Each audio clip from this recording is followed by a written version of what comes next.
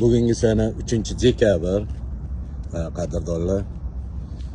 Ko'chatlarimizning holati zo'r kelyapti. Mana gullari ham kelyapti. Hosillari ham sekin-sekin kelyapti. Lekin haligacha issiqxonamni isitganim yo'q, qadrdonlar. Sababi hozir juda ham qattiq reyd bo'lyapti. Filtrni olib kelishga olib kelib qo'ydim. Hali isitishni boshlaganim yo'q. Qadrdonlar, filtr olib keldim. Ko'pchilik mendan so'radinglar, qanaqa filtr oldingiz, nech pulga oldingiz? $350 oldim, Comfort'ga. Lekin buni hali ishlatib ko'rganim yo'q. Qanchalik yaxshi, sifatli tozalaydi, qadrdonlar.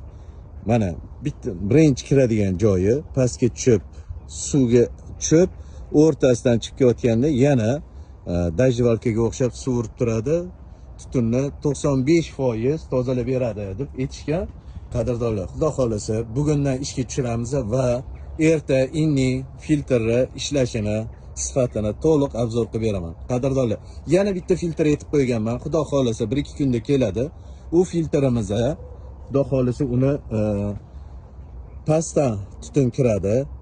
Kirganda yo'q, birinchi himoya, 5 ta himoyali filtr bo'ladi. Xudo xolasa uni ham obzor qilib beraman.